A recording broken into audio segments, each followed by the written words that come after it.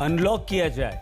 ये सवाल इसलिए क्योंकि पिछले 2 महीनों में, पिछले 24 घंटों में सबसे कम कोरोना के केस हमारे देश में दर्ज किए गए हैं और विभिन्न राज्य सरकारें अब अनलॉक की प्रक्रिया में बहुत तेजी से आगे बढ़ रही हैं। महाराष्ट्र इसमें सबसे आगे, सबसे ज्यादा प्रभावित था, लेकिन ज्यादातर महाराष्ट्र ने अनलॉक कर दिया। कल से और ज्यादा कर रहे हैं और यही हाल छत्तीसगढ़ का भी है, मध्य प्रदेश का भी है। विश्वास सारंग भी हमारे साथ हैं, लेकिन संजीव जी, कल से दिल्ली में क्या क्या खुल रहा है स्पेसिफिकली, ताकि कोई कंफ्यूजन न रहे कि क्या खुल रहा है क्या नहीं खुल रहा और कितने बजे तक?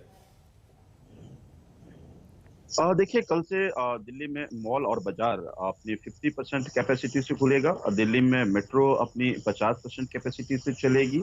और आपको पहले पता है, जैसा फैक्ट्रीज और हमारे कंस्ट्रक्शन और सप्लाई ऑलरेडी खुल चुका था। दिल्ली में स्पा और सैलून रहेंगे, सिनेमा हॉल अभी बंद रहेंगे, जिम अभी बंद रहेंगे।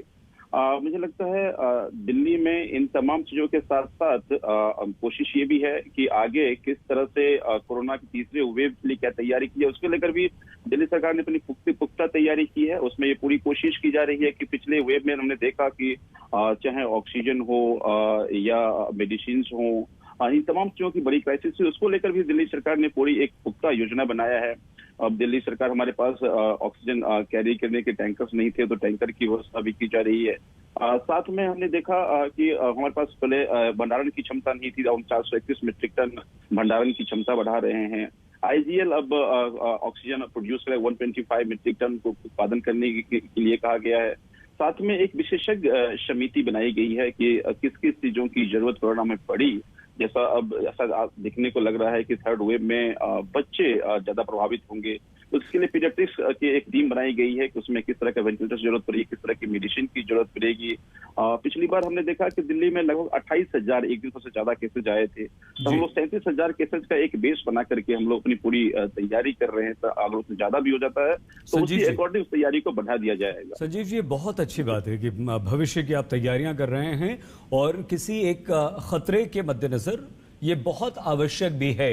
जो कर रहे हैं सभी राज्य वो कर रहे हैं, लेकिन संजीव जी, क्या क्या ऐसी चीजें हैं, कितने बजे तक हैं जहां पर लोग घर से बाहर निकल सकें, और वो एहतियात क्या हैं जिसकी वजह से हम उस तीसरी लहर की तरफ आगे न बढ़ें और जो केसेस कम आए उसे रोक सकें?